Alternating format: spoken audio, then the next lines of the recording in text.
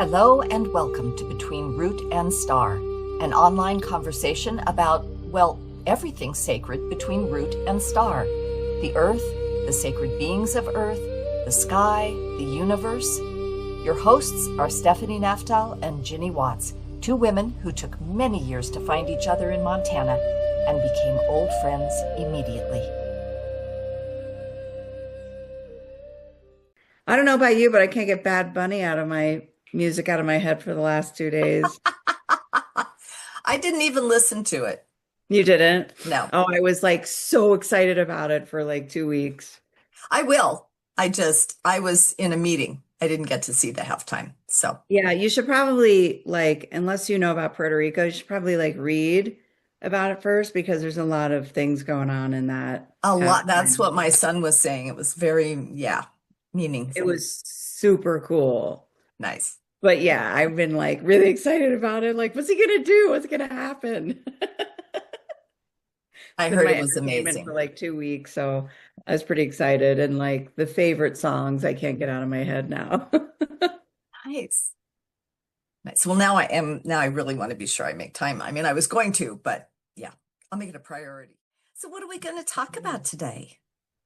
Well, I want to talk about your book. Ah, Do you okay. want to talk about your book a little bit? Yes. Because Yeah. I have questions. Shoot. I'm ready. Um,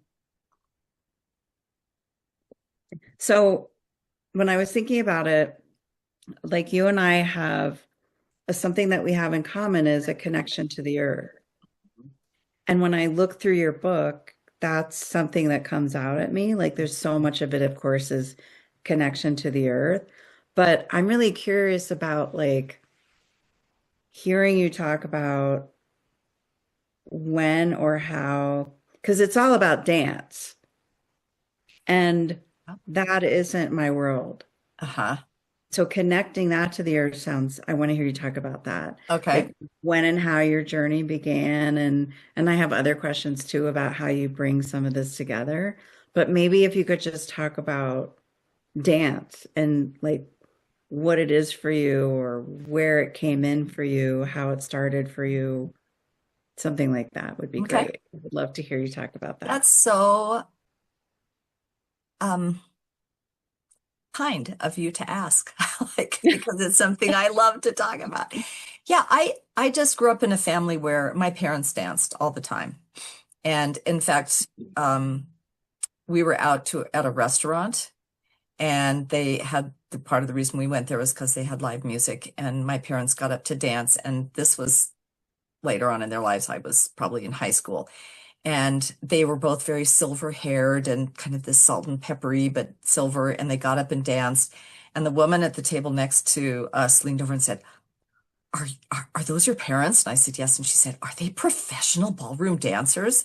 And I said, no, they just love to dance. And she said, well, I don't know, it's exquisite or something like that. So, and they would like dance, like the music would come on and they'd be listening to music and they just dance in the kitchen or whatever. Like that was a part. My sister got into dance when she was in, I don't know, when she was in elementary school or something. They had her in dance. And so anyway, it's been a part of my whole life. I was choreographing dances when I was like 7 years old, these expressionistic Japanese. I don't know what I was. Anyway, Really? Like that oh kind? yeah, I I was made up. choreographing dance numbers for my friends and I when my parents would have friends over and I'd have a sleepover, I'd be choreographing little shows to put on for them, you know? But Right. no, it wasn't like expression or anything like that. I wrote this Japanese poem and sang it with this Japanese melody and did these Japanese. It's very, yes. So it's just been there. So it's been It's there. amazing. And studied dance kind of off and on, didn't really, um, honestly, I was too busy running around and doing stuff. So I didn't do a lot of classes in dance. Um, but when I got into high school, I really got interested in doing more dance, and dance was added as PE in our school. And then in college, I went to a place where the Amman folk ensemble in LA was teaching a class I was living in Orange County in California. And they came to our university and taught a class, and I just fell in love with the folk dancing. And in fact, they invited me to go and audition with them. But I had already decided I was going to move to Montana with my parents once I got my bachelor's degree. So that didn't happen. But so my friend and I got into belly dancing in high school, and I loved belly dancing. And so when I got up to Bozeman, I started teaching because there wasn't anybody teaching here. But over time, what I found was that the women in my dance classes were like, I was young, I was in my early 20s, and there were older women with grown children or children in high school who would like stay after and tell me these, like, pour their heart out to me.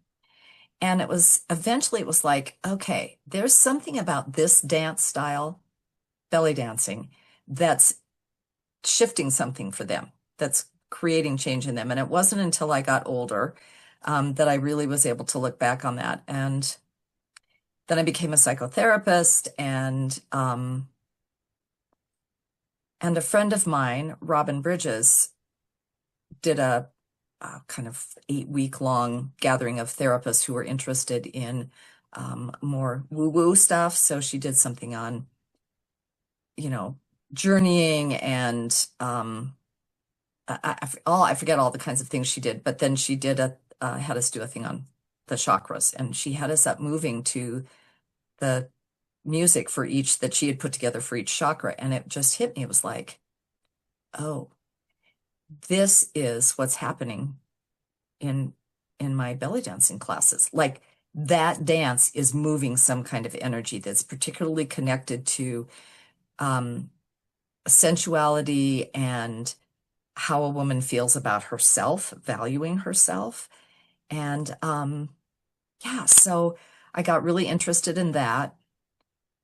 And over time that started this project of this book. It was like, oh, I'm going to do a dance video.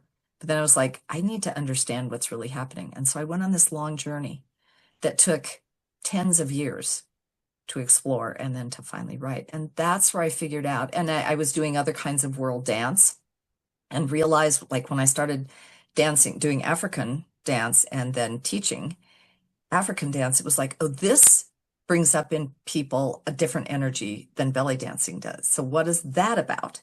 So it was just sort of this unfolding exploration, and really my body and my students' bodies and hearts and souls and minds starting to create this picture of energy in the body and how dance moves energy. So that's how I got started. And That's incredible, Ginny. That is so beautiful. I love it. thank you. And it's in the book, Mm-hmm. what you just talked about. Yeah.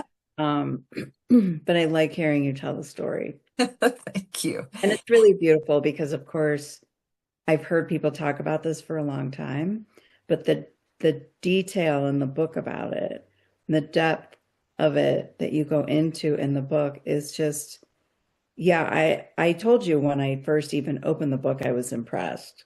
Thank you. But it is really impressive the decades you've taken to really understand what is happening. I mean, that is like we've talked about this before, the both of us having these like kind of nice balances with our brains, right? Mhm. Right side, left side, logical side, intuitive side. And I think that ability to just dive in and learn about it and commit to it and want to really understand it in its depths that's that logical part of your brain. Uh-huh. That's how you were able to do this book. I think it's incredible. Thank you. And that is absolutely where it began, and kind of what has been the driving force about creating the book, where that to make it accessible to other people, so I could and so I understood, so I could hold it out there for others. The interesting thing is that dancing and recognizing dance as spiritual practice, or world dance as spiritual practice, took me out of my brain and helped me move into my body and to begin to really understand intuition and energy. And I'm very grateful that my path took me through my brain because that's where my strength is and where my focus is and where I feel safest. And then gently worked me out into my body and then into my intuition and it was through dance. And that's part of the whole purpose, the whole focus of Mojo Mundi, of uh, World Dance's spiritual practice, is that it helps us do that, especially those of us that live a lot in our heads. Yeah. Yeah, and I feel like for people like us, it really does have to be that way. Mhm. I mean, there have been times, of course, for me where it's like my brain wasn't going to do anything, basically. It was just going to come along for the ride. Right. But mostly it has been, if someone tells me, oh, Stephanie, you should take this class because it's so cool and this is what it does. And I'm just kind of like, I'm going to open what chakra by doing what dance in this class? Like, Right. not selling it. Yeah. Yeah. But the way you've worked through this in the book and the way you just described it too, it's like I'm sold right now. I'm just like, where do I start? I love it. It's amazing. And to be able to, because I feel like in my cosmology, I have multiple deities. And so I don't think of God, I think of my goddesses and gods. And I really have come to understand logically, to tell myself now, explain to myself that that's how I have grown in my spirituality, is that deity really started with, I connected with an air goddess first, which in my understanding is the mind, is intellect. It only makes sense that she became my initiation goddess. And then from there, I connected with my healing goddess, right? Because that's what I was doing. I was a psychotherapist. But in the process of connecting with that energy of healing, it's fire. She's a fire goddess. And that connected me with energy. So then healing, which I could connect to, and I could see how psychotherapy is not, I was a cognitive behavioral therapist, but I began to see that there's so much more than just cognition in the process of healing, whether Mhm. it's physical or mental or emotional. And so then to begin to move into energy healing and then from there into intuition. And so um, my path in writing the book and my path in my own spiritual growth were just this side by side process. Yeah. It's so cool. And how did you come up with Mojo Mundi? I was sitting in a kind of funky motel room. I can picture it right now in Dillon, Montana. I'd gone down to visit a client who was down there. And I was just thinking, I need something. I had tried all these titles. My friend Robin is really good at titles, and we'd tossed up. And I don't know. So I just kind of sat down and I thought, okay, I need help. Like, what should I call this? And honestly, Mojo just appeared in my mind. And I was like, Mojo. Okay, I kind of know what that is. So I started, of course, doing a deep dive into what the etymology of the word is. I was like, oh, so it's not just like your groove. It's like the individual, the specific energy of Earth, of being on Earth, in Earth, Mother Earth, and then also our unique way of magic in the world. And I thought, oh my God, that's perfect. And then I was thinking, so what? It's like okay, Mojo, like world dance, how would world fit in there? And then I'm like, oh, Mundi, of the world. That's Latin for of the world. And so I was like, Mojo Mundi. I'm all about alliteration. I love it. So I was like, okay, there it is. Done. Check. Awesome. Yeah, naming things is fun. Yes. Another I, thing we have in common is enjoying that, I think. the words and the way the words feel in our mouths. Yeah, because I Mhm. think about your story about the Hawthorn and Mhm. how that became that resonated with you Yeah. in terms of the naming your business. Yeah. Well, and naming Bitterroot Botanicals too was the same thing. Me Yes. sitting down there, sitting with a pencil and paper and just like, yeah, it has to sound right. Hmm. And have meaning, that the words, that idea that words have Mhm. energy and syllables have energy and the sounds of the words have energy about them.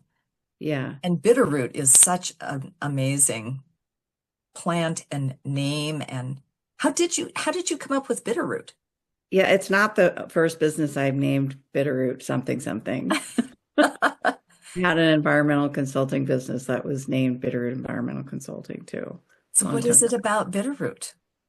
I mean, beautiful, Yes. but I think the story of Bitterroot, the Salish story of Bitterroot, and the nourishment that Bitterroot provided, and the in that story of Bitterroot, how Bitterroot began, and yeah, I think just the renewal, that feeling of that sense about the plant of renewal, rebirth, regeneration, nourishment, all those things. I mean, when I discovered that flower was I think I was near Columbus where I really, really first noticed it and was like, what is that? That was not here before because unless Right. you're really looking, you don't Right. see the bitterroot until it flowers. Right. You have to kind of know what you're looking for. And even then, I think it's easy for people, it can pass by even when we're looking for it. It is so close to the ground. Yeah. Yeah. Yeah, and I was just, it's kind of, a plant that I was like, okay, let's see, it's end of May. When will you come out next year, and then on my walks and then remembering where they are and looking for them Yeah. early spring for the leaves to see like are they coming Oh, up this year? I went, there's that place and this is totally off topic, but that's what we do. yes. Um, Blake Nursery by Big Timber. I'm You not might have sure. something similar near Bozeman, but it's a native plant nursery. Ah, yeah. Yep. So you can go there and buy Bitterroot, Oh my gosh. like started Bitterroot. It's I the want to do cool that Blake now. Nursery. It's the coolest place. So I bought a couple and planted them in my yard. Like I just love that plant and everything about that Will you plant. tell the Salish story? Yeah, it just really quickly because I want to get back to talking about your book. Okay. But the people had no food, and one of the women kind of knelt down and crying, I think praying too, but crying because they were starving. And those tears going into the earth were like her offering. And where those tears fell, the bitter root sprouted. Bitterroot rose. Oh my gosh, I love that. And so that's the root is bitter, but also, these like sad, bitter tears. So Right. anyway, that's the short, very, very short version of the story. But I just love that story. Like she saved her people Yeah. by making that offering and saying with prayers and just coming out with it. She saved her people. I just love that And story. being in her sorrow, like being present Mhm. to her sorrow and her grief and her fear, Yeah. and then turning that over. I don't know what to do here. Wow. Oh, that makes me have tears in And my eyes. they still do over there in the valleys, they still do these like bitterroot digs, bitterroot dinners. It's a very still traditional thing to do. And even Lewis and Clark coming upon bitterroot, they were introduced to bitterroot, and yeah, it's just a really cool plant. It is, and it's so gorgeous. If there's somebody out there listening that doesn't know Bitterroot, like find a picture of it. It's quite amazing. And Beautiful. you see it on, like the place that I came across it first was in the Gallatins, but it's kind of out in like it's not in a shaded, safe little place. It's like out in these kind of dry ridges and things like that, places where I wouldn't expect that. And then Gumbo yeah, in the sage with the gumbo. yes, exactly. Mhm. And I've seen Mhm. it over by Boulder Hot Springs. And there it's Mhm. like, it caught my eye and I'm like, oh, that's Bitterroot. And then pretty soon I realized it was all around and it's just so easy to not notice it. It's so Mhm. intense and yet it somehow manages to to float under the radar a little bit, you know? It's very interesting. It's got Yeah. an Very like amazing energy. intoxicating plant. Yes, Once you know it, it's like draws you in every year. absolutely. And Yeah. it's One this, year I didn't see any, and I was like, oh, no Bitterroot. And they were super late that year. So I did end up seeing them, but I was like, there's no bitter. I haven't seen Bitterroot. How come there's no Bitterroot? right. Freaked me out. Yes, it's this loss. I can Hmm. remember the same thing. Like I went back to the same place and where is it? Yeah. But it didn't occur to me that of course it depends upon where's the water, where's the heat, where's the sun, where's the, yeah, Yeah. Yeah. amazing. So, so will you talk about, if I'm saying this right, the old winds? Yes. Because that's kind of what you were talking about before with fire and air and your Mhm. gods and goddesses that you sense in your body and that are with you. So just talk about the old ones for a second, because then I have a question about that. Okay. So that is my name for the energy centers in the body. And energy centers, and you'll know this if you've gotten to that part of the book, that idea of energy centers in our body is not new, nor is it limited to chakras. So that's the Indian name, the yoga name for the energy centers of the body. But lots of different indigenous and ancient traditions include energy centers. So for me, it I began to think about energy moving in the body, and my only connection with that was chakras. So I kind of checked in, and I have that same sense of energies in my body, but how I associate them, the energies, colors, tones, things like that, is different than what is the most popular way of looking at energy centers now in the chakra, in the idea of chakra. Interesting thing is that everybody thinks this is the way that chakras have always been described, and that's not the case. It's changed over hundreds, if not thousands of years in those traditions as well. But I called them Olwins because I wanted a different name. If I used chakra, I thought it might be confusing, and I really felt like it was a little bit different relationship with the energy centers in my experience. And again, this name just came to me, and Olwen is a Celtic goddess. My tradition is Celtic. Um, my practices are more oriented in Celtic, Neo-Celtic traditions, but she's a goddess of the spring. She's a triple goddess, but she's particularly associated with spring and these flowers that come up in the spring. And that's wherever she steps, these flowers come up. But it's also related to the word for wheel, which is related through Indo-European language to chakra. So it's also etymologically related to chakra, which is, I thought was quite remarkable. So these energy centers are places in the body where the vibration of an elemental or a celestial energy resides. And I don't think it's the same for everybody. I think it depends upon what your personal relationship is with energy in the universe. That's kind of what guides where the energies are. For me, fire is located down inside with the womb and the genitals, and it's fire energy. It's generative and creative and passionate and self-focused in a lot of ways. Earth is in the belly. It's about nurturance and being grounded. It extends down into the legs. The solar plexus made it, I could connect with solar energy there. So that's, in that little hollow of the rib cage.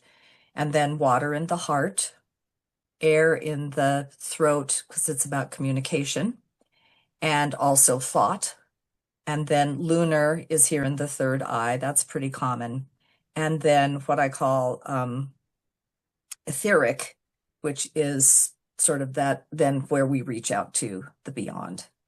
And different movements connect with and really excite energy and connect energy and move energy, depending upon the different dances and moves that you do. And that's just, again, been, excuse me, it's just been trial and error. And how I've seen people respond to different kinds of dance really helped me understand where those things connect in the body. So, yeah. Amazing. So fun to hear you talk about Thank this. you. So you're really blending, like, for instance, Celtic and African practices, Celtic and African dance and beliefs as well. So how did that, I don't know if I want to ask you, like, how did that happen as much as, like, how does that work for you? Right. Um, it's interesting because the dances are, again, as I said, there were these parallel movements. I was trained in a tradition that has Celtic roots. So my idea of rituals and sort of the macrocosm and has Celtic roots. So that was already in me.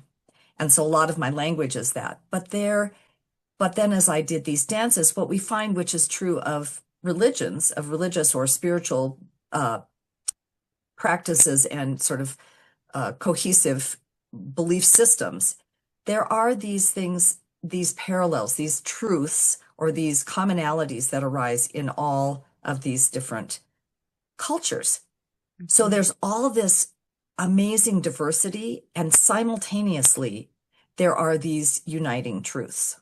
mhm, So animism is one, that spirit lives everywhere.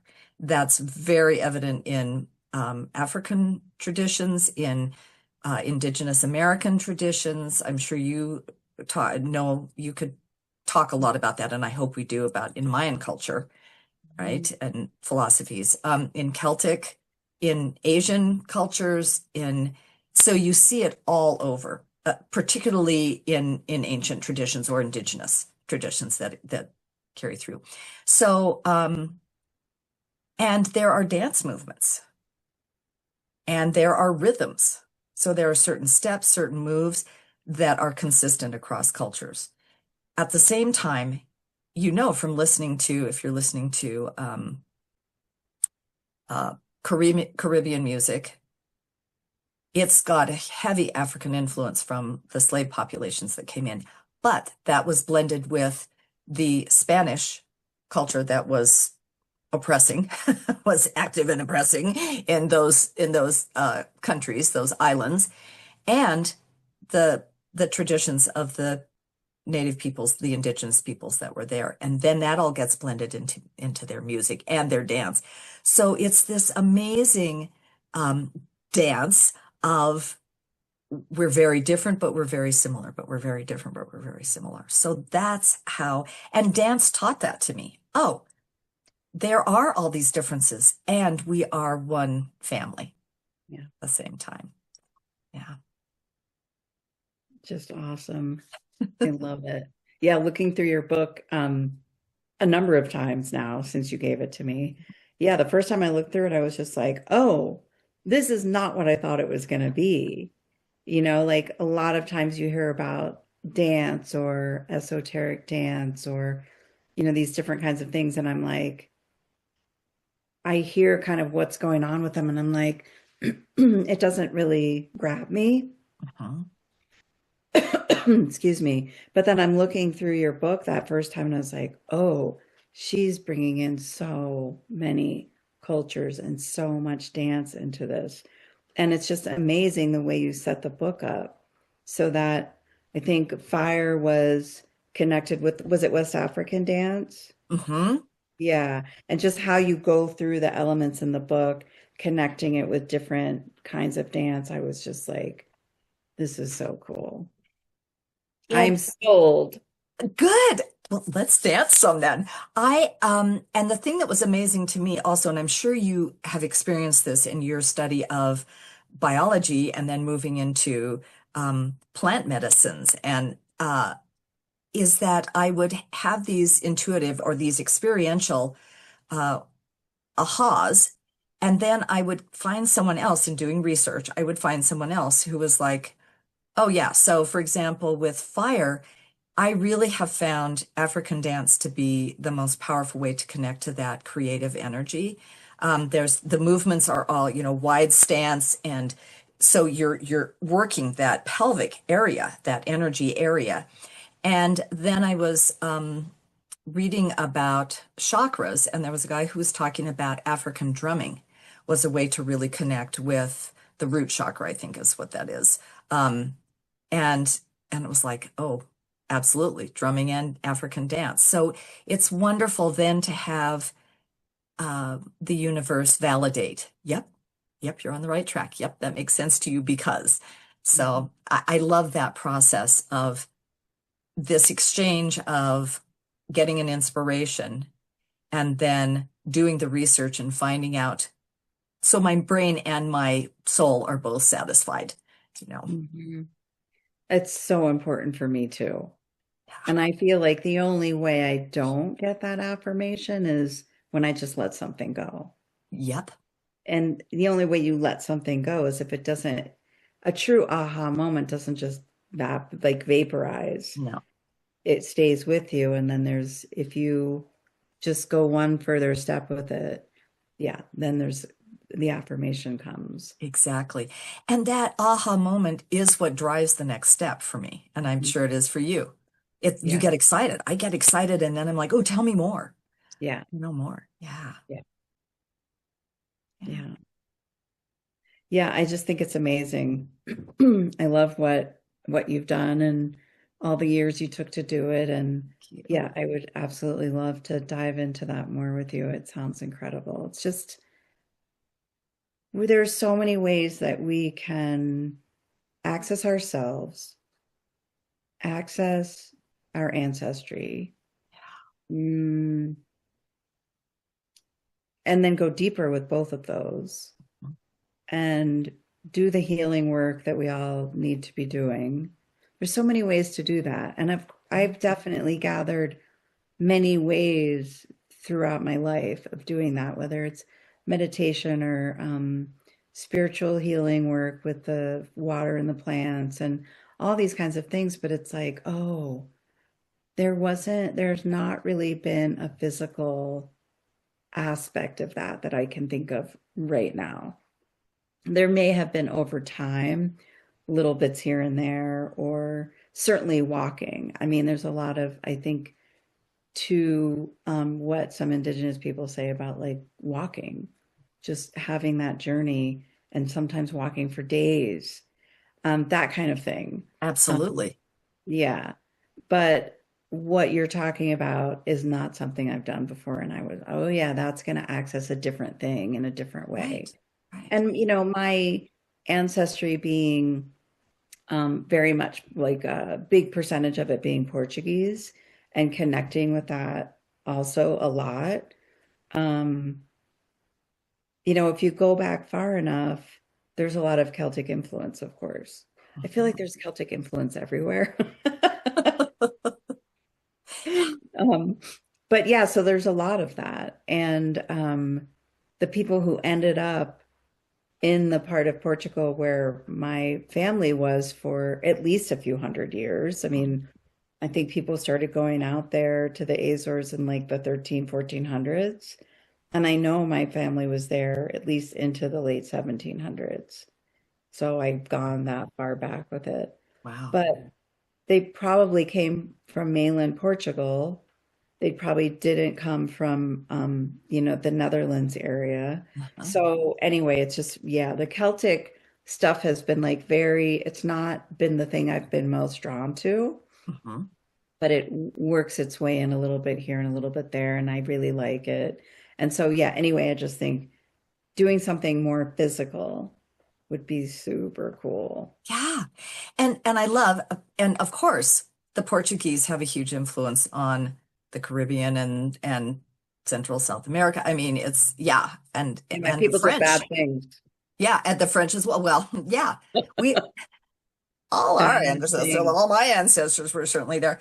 And but Yeah, well, like, right, if you're European, your people did bad things wherever you were from. a Maybe lot of not bad. your exact family, but like your people did bad things.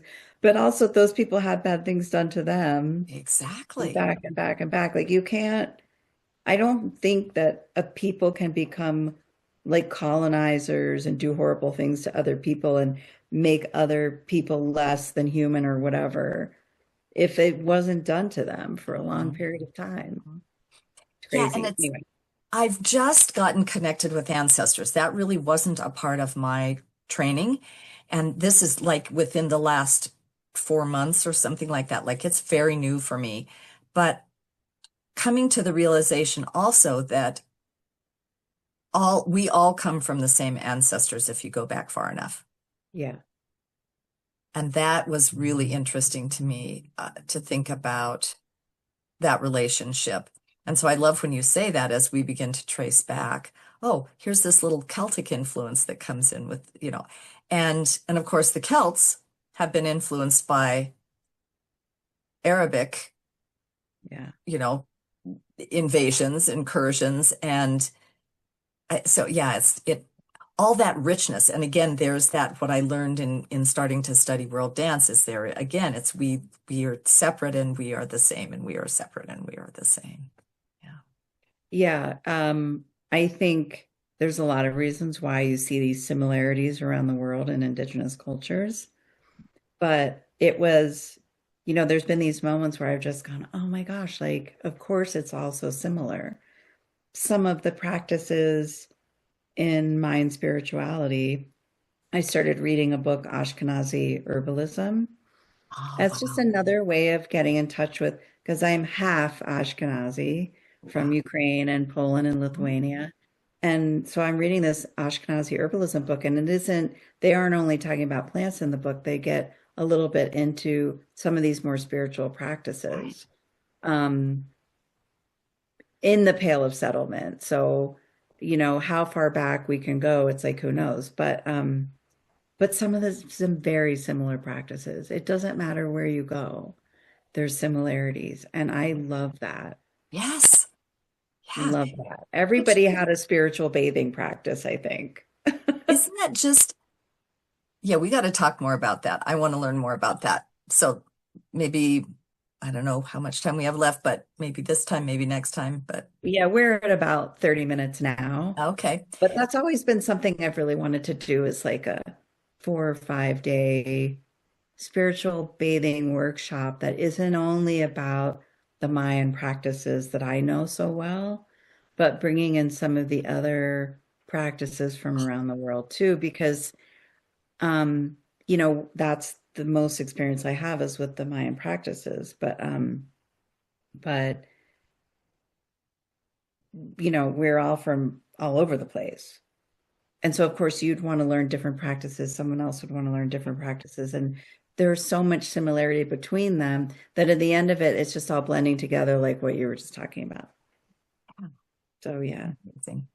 Beautiful. So, like I said, we're at about 30 minutes. Mhm. So, if a person were to watch this video and be like, Ginny's cool, I want to do dance with Ginny.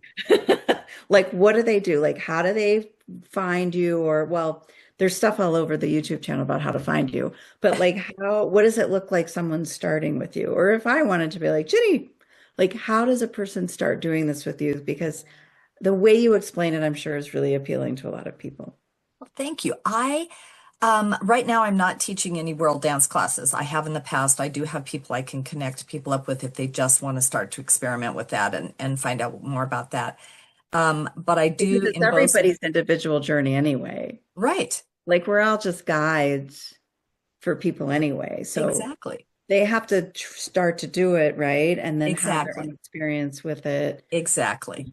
Um, and if they're in Bozeman, I do what's called soul free dance, which is a expressive dance, grew out of five rhythms, my experiences with five rhythms.